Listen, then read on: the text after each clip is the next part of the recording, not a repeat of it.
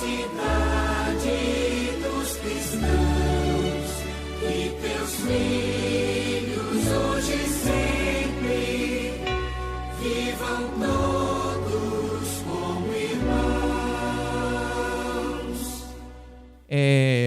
Bento XVI, quando ainda era cardeal, ele, ao falar sobre a Eucaristia, disse assim, que as pessoas que batem...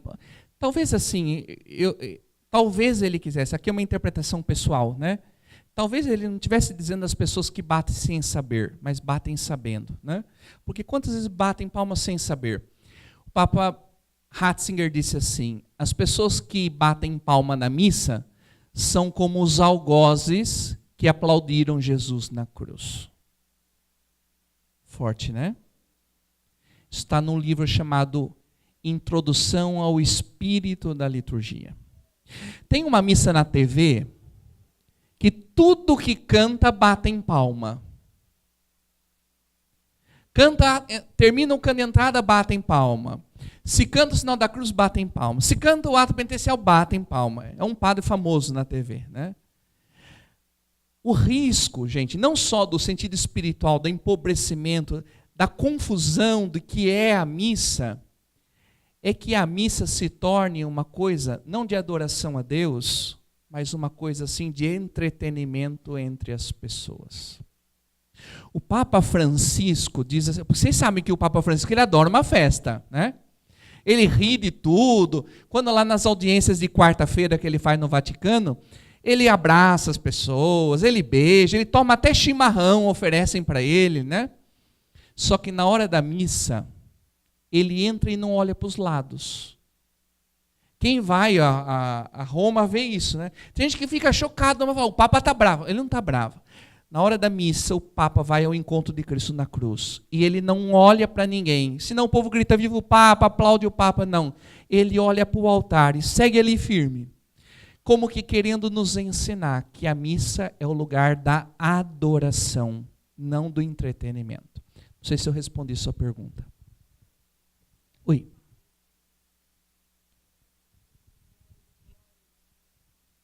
Sim. Bem, você é casada? Tem filhos? Tem. Quantos filhos você tem? 2. Você tem a graça de que todos os filhos seus obedeçam às orientações da mãe ou você tem algum que dá mais trabalho? Que bom. A igreja nem sempre tem filhos assim, né? Pode ser que errem por desconhecimento, ou pode ser que Sabem como aquela ovelha perdida, né? O pastor deixa as 99 e vai atrás daquela perdida. E quando encontra ela, ela dá até coice. Ele precisa agarrá-la para tirá-la do buraco, mas ela dá até... Infelizmente, não são muitos, graças a Deus, mas tem alguns assim, né? Ou por desconhecimento, ou porque acham que tem que ser assim. Aliás, um bispo, ano passado, disse assim, Dom Armando Butiol, nós bispos e padres, disse ele, nós bispos e padres precisamos entender que nós, na liturgia, somos servos. Somos ministros, não senhores. A igreja nos ensinou ao longo desse século como devemos fazer. Não posso eu inventar a igreja ao meu modo, nem que seja bonito. Porque a liturgia, o dono da liturgia é Cristo, é esse dom que ele dá à igreja. Eu preciso fazer como a igreja transmite. Agora, o Concílio Vaticano II, como é seu nome? Dulce. O Concílio Vaticano II disse assim, que para que os fiéis participassem de maneira adequada, bispos, padres, diáconos, seminaristas, religiosos e o povo, não falava consagrados porque naquela época não se usava essa terminologia, bispos, padres, diáconos, seminaristas, religiosos e os leigos, o povo, deveria ser formados, educados para a liturgia. Então, há 50 anos foi dito isso e ainda muitas vezes falta formação litúrgica.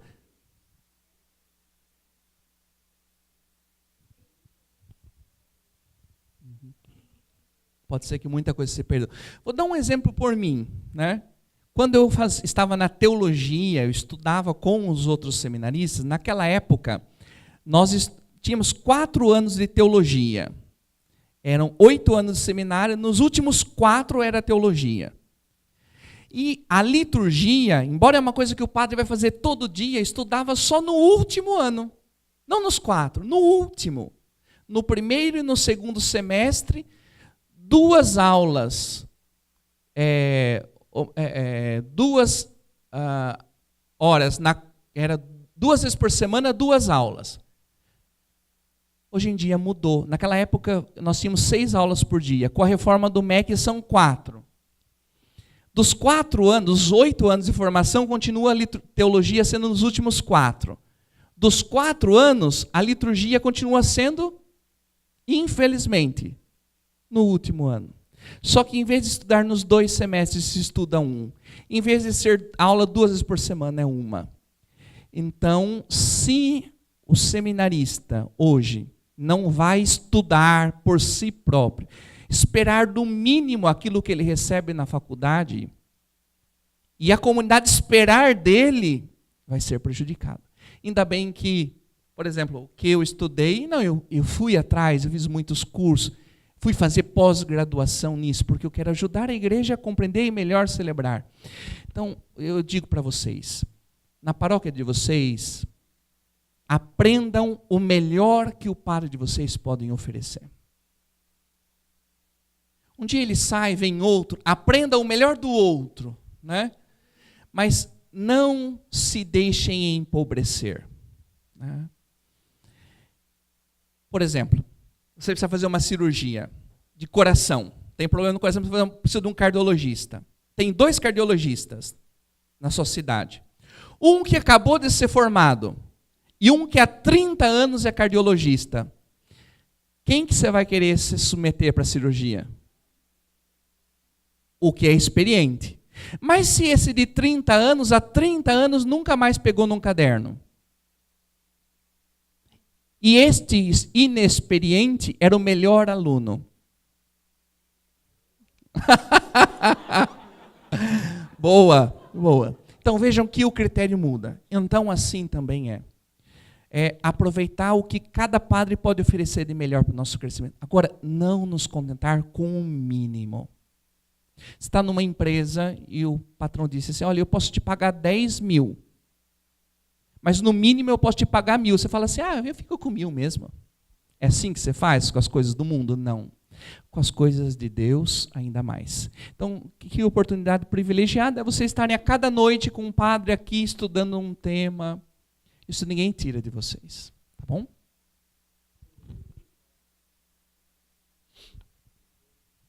O banquete do Cordeiro.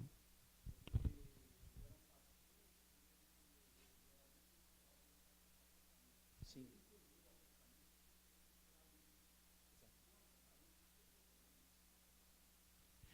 Da missa não, porém ele é o livro mais litúrgico que temos na missa.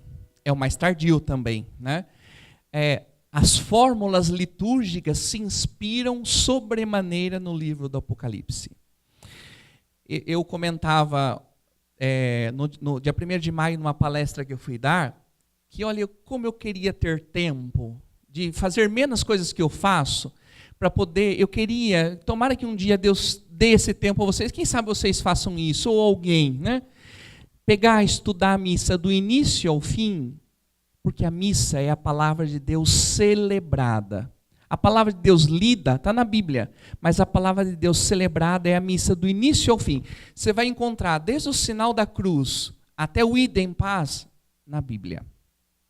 E o livro principal é não só os evangelhos, mas o livro do Apocalipse. E quando ele, conhecedor que era do livro do Apocalipse, escutou a missa, na hora ele entendeu a missa. A conversão se deve a isso. Eu fico pensando, quantos frutos espirituais seria a cada missa se o nosso povo conhecesse a Bíblia? É que às vezes o povo não tem nem Bíblia. E quando tem, ela está aberta no Salmo 90, lá juntando poeira na estante. A Bíblia não é o livro de cabeceira.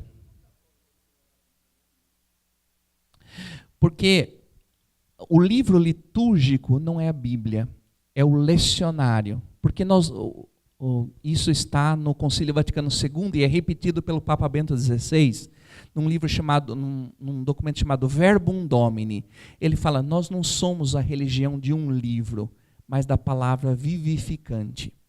Se você, por exemplo, por questões práticas, os textos bíblicos usados na liturgia, eles não são contínuos, o que dificultaria a participação das pessoas se usassem, por exemplo, a Bíblia. Nós vamos falar isso numa próxima que eu estiver aqui, que eu não lembro quando vai ser. Mas, por exemplo, o sacramento de Cristo que fala não é só o livro, o lecionário, o livro dos evangelhos, mas o leitor. O leitor comunica Cristo, deixa Cristo falar.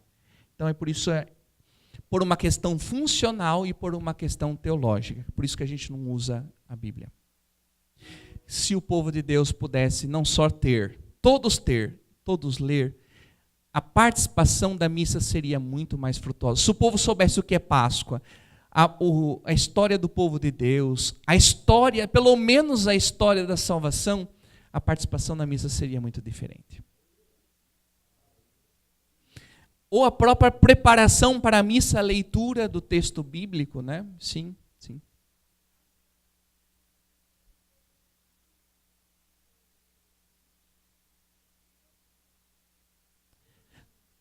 Sim. De fato, a igreja, ela diz assim que deve haver uma justa harmonia das coisas. Né? Então, por exemplo, no domingo, que é o dia do Senhor, é o dia que a gente tem que valorizar mais o canto. Uma missa durante a semana, não. Porque não é o domingo dia do Senhor. Claro, é missa do mesmo modo, mas não tem a solenidade que o domingo tem. Então, se no domingo você canta, por exemplo, o hino do louvor, durante a semana não tem.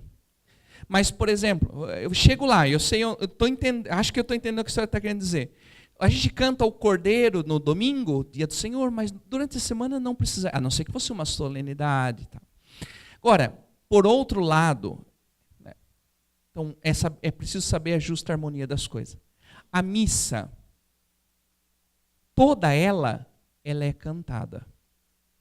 Se você pegar aqui o Missal Romano, esse livro que tem os ritos da missa, você vai ver melodia até para cantar as leituras.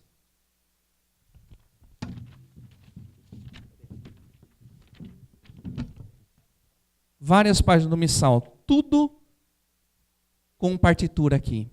Então, a missa, toda a sua estrutura, não só tem toda a palavra de Deus, toda ela teve um ritmo, uma cadência para ser cantada, para solenizar. Agora, imagine só, você não vai cantar a missa inteira todo dia. Então, eu concordo com a senhora, eu acho que tudo não deveria ser cantado, é preciso saber respeitar o ritmo do tempo litúrgico. Mas, sobretudo, né, nunca trocar o texto da Bíblia por outra música. Ai, mas é tão bonita aquela música, como Zaqueu, eu quero subir. Esta música de fato é linda, mas não pode ser cantada na missa, porque ela não foi feita para a missa. É uma música protestante. Você pode cantar na catequese, no grupo de oração, na sua casa, mas na missa não. É o único lugar onde não pode cantar música evangélica na igreja. A missa. Porque a missa é uma coisa essencialmente católica.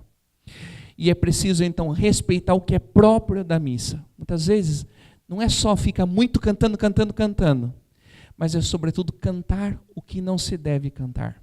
Né? Falta, às vezes, critério para a escolha do repertório da missa.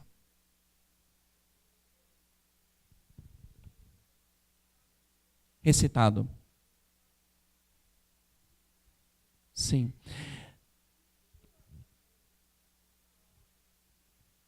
Sim. Mas eu posso discordar da senhora? Veja como que é o nome, hino de louvor. Pensa assim no seu aniversário. Se a senhora falasse assim, hoje é meu aniversário, tenho parabéns. Mas toda vez que vai cantar parabéns, eu vejo que o povo começa a bater palmas, num canto. Então, em vez de cantar parabéns, nós vamos dizer o parabéns. E a gente fizesse assim, Como é o nome da senhora? Maria Luísa. Parabéns para você nessa data querida. Muitas felicidades, muitos anos de vida. Parabéns para você. Seu parabéns vai. Porém, vejam, o compositor pensou uma música, de modo que é impensável fazermos o parabéns sem cantar. Na missa também. O hino de louvor deveria ser sempre cantado. Estou só usando o hino de louvor. Porém, como a igreja sabe que nem sempre se tem uma equipe de música, nem sempre se é capaz de cantar, permite que se faça rezado. Agora, qual é a lição que eu tiro, Maria Luísa? Não é deixar de cantar, mas que a gente usasse melodias apropriadas para o hino de louvor. Muitas vezes o hino de louvor se escolhe a partir de melodias que façam o povo fazer o quê? Bater palma. Então já é um desserviço para a liturgia. Ou se pega uma outra letra que não o próprio hino de louvor. Então, desculpe discordar da senhora, mas eu acho assim, se faz como a igreja orienta, muitos dos exageros e das falhas não aconteceriam. Oi, pois não. Então, ó, você não vai encontrar no rito litúrgico esta orientação para entrar dançando com os jarros. Existem subsídios por aí populares que fala. Que é uma outra coisa cafona. Pôr aquelas roupas assim de TNT nas pessoas. Sabe que faz um buraco aqui para pôr os braços assim e fala, manda o povo entrar. Gente, que vergonha, que papelão que os coitados têm que pagar, né? Pelo amor de Deus.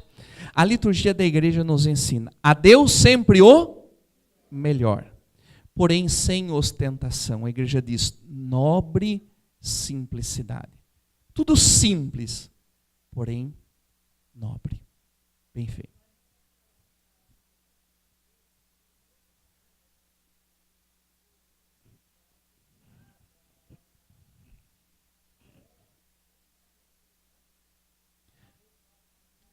Sim. Existe a previsão de uma veste litúrgica, isso. Mas eu estava falando, não sei se vocês já viram em alguns lugares, eles pegam o TNT, costuram, recortam lá, enfiam no povo, mandam o povo por aquela roupa. É horrível! Não, melhor não. Melhor usar uma roupa modesta, discreta, sem extravagância, do que usar uma coisa feia daquela, né? Pois não.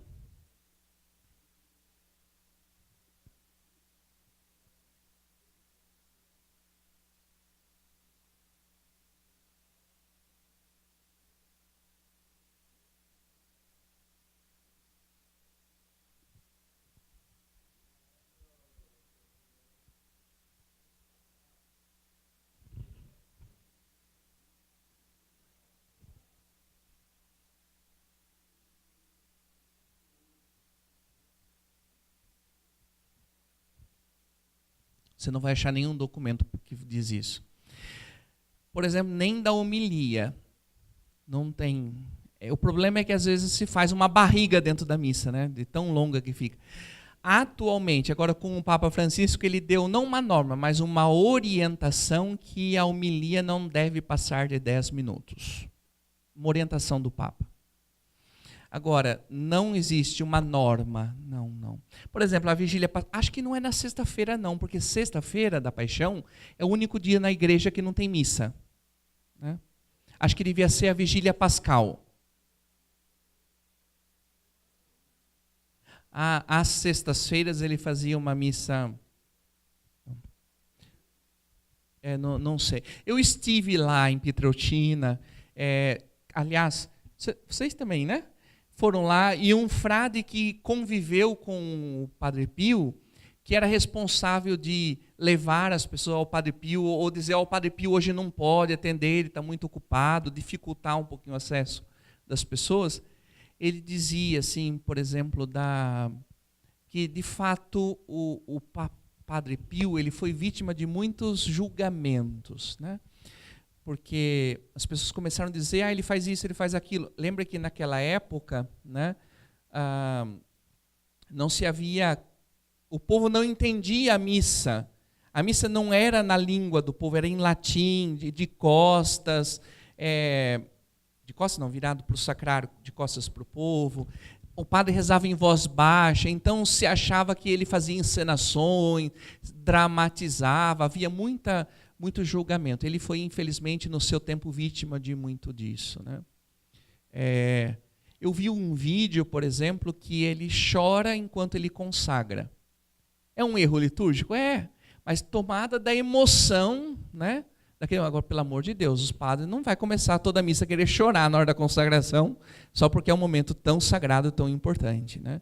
É uma coisa que brotava naturalmente.